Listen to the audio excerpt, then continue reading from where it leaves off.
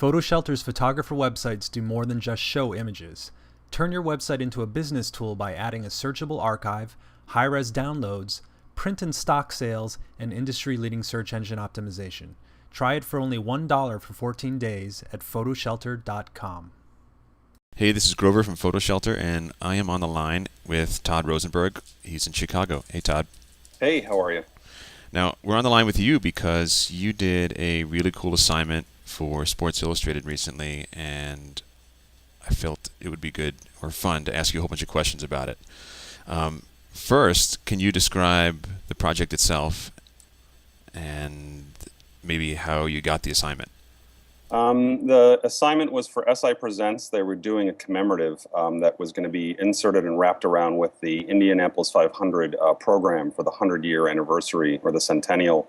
And so basically they called me, Carrie Stein, who works for Jeff Weig at SI Presents, called and asked that I would photograph the one car per decade from the Indianapolis 500. Well, cool. And so you'd never shot any cars or anything like this. I mean, this is kind of like product photography, except that the products are huge. Basically, yeah. I mean, I'm known more as a people photographer. I do a lot of action, but I do a lot of people and a lot of portraits, a lot of lit portraits. But Jeff, who's known me since '89, when I first sent in my photo on spec in college, has always called. He's always, given me the nod to do assignments. And they've done this stuff with me before, where they've said, we want you to do some commemorative things I did one for Notre Dame where I shot a whole bunch of artifacts like helmets and programs. And then they call me and they're like, yeah, we want you to photograph 10 Indianapolis race cars. And I'm, it's history that you can touch. Well, you're not supposed to touch when you're not at the museum working, but it's amazing to see tangible history like that, and to be able to get to photograph the car from 1911 that won the Indianapolis 500 was going to be a really cool opportunity. So I got the call, and immediately the first thing to do is to research and try and figure out how to photograph these cars, especially in the limited space, because there were 10 cars we were going to shoot. The museum wasn't going to move the cars to a studio, so we had to basically build the studio there. And there's a car photographer that I found online, Michael Furman, who's amazing. His work was unbelievable. So I called him and basically gave him full disclosure and said, I'm shooting this and I need to know how to photograph cars, and you look like the guy that knows this. And he basically said to me flat out, if your client doesn't let you get a 10 by 30 softbox, there's no point in doing that. And that's not like it's 10 feet by 30 feet. And he's like, there's no point in even trying. He says, if they're not going to let you do it, don't even bother taking the assignment. And you're, as someone who's eager to do this stuff, you're like, no, it can't be. And it's, but still, he knew what he was talking about. And so I called Carrie Stein, who works with Jeff, and, and said, this is what I need. I need a 10 by 30 softbox. And, I had called the local, rental place, Pro Gear, that I work with, and they said, you can rent one from Shamira. They rent them out. And so I called Eileen Healy at Shamira, and she said, yeah, we rent it. It's, $1,500 for the week, and we ship it to wherever you want. You ship it back, and you pay those shipping costs. And then, Carrie got the approval as far as budget, and I said, I need at least 2 to 3 assistants, including one that actually knows how to assemble the thing, because that's what Eileen had said to me. So I got a grip who actually, knew what he was doing. He had assembled them before.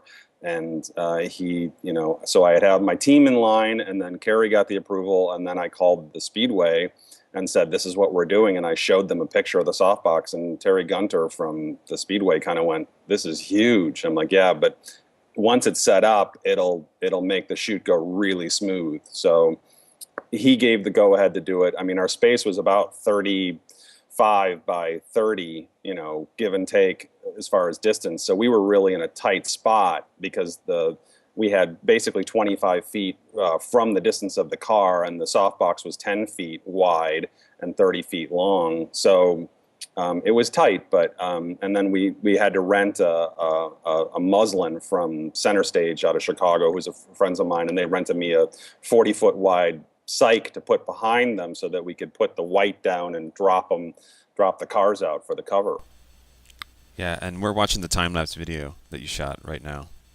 And this is really cool.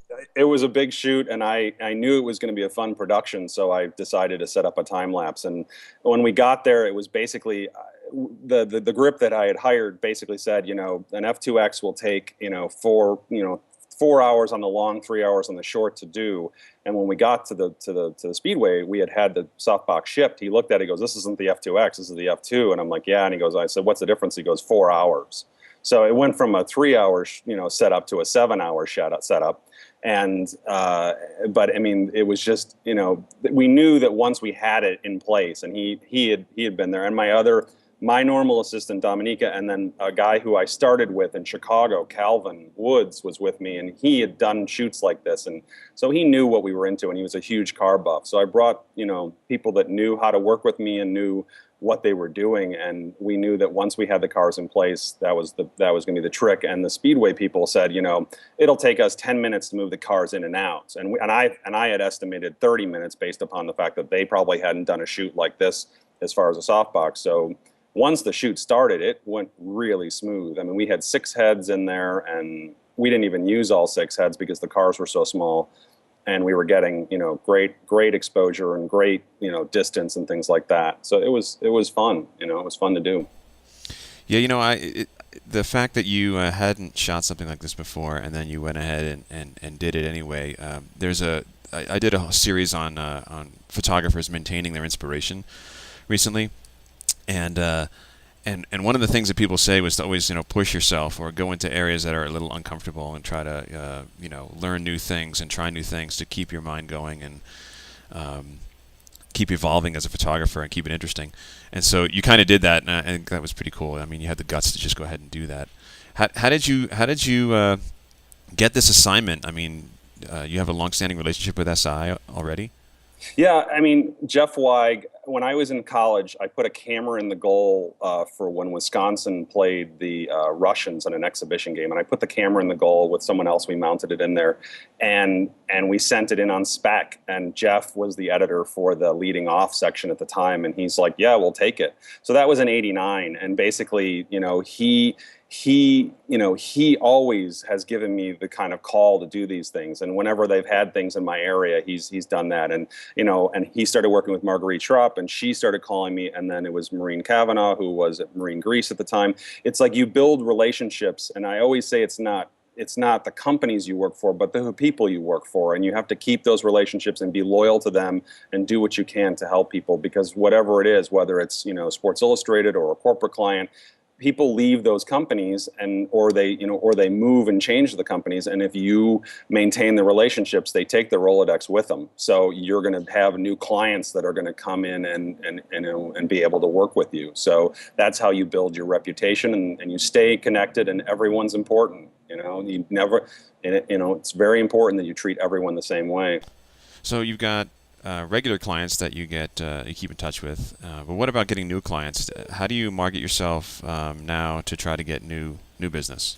Well, it's basically, a lot of it is the fact I'm doing well as far as the current clients, but like I said, I'll market myself based upon like sending things out like this, like when I have a promo and things. I'm using Facebook, I'm using email blasts, and I'm trying different avenues and aspects. But a lot of times, I guess one of the situations for me is that I'm fortunate that my clients are calling and they're referring people to me. So I'll get a client like the Chicago Symphony, who's a big client of mine, will refer me for something when another symphony comes in, or I'll do portraits for one symphony and then another symphony will see those portraits and call me. And the next thing you know, I'm building a reputation with a symphony. One of the musicians is leaving, the Chicago Symphony, and he's going to recommend me to his symphony. So it's word. A lot of mine is word of mouth. I haven't marketed myself in the normal avenues, which is promising to the fact that I am basically, able to keep and maintain my work by word of mouth.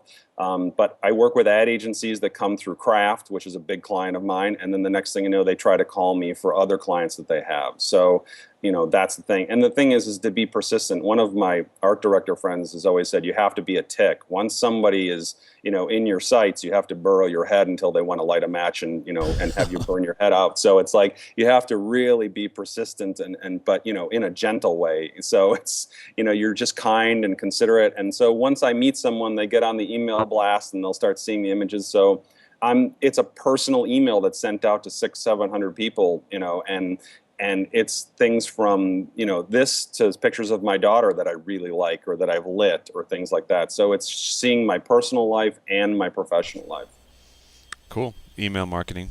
Yes. Yeah. Okay. Thanks a lot for your time. I really appreciate it. Thanks a lot.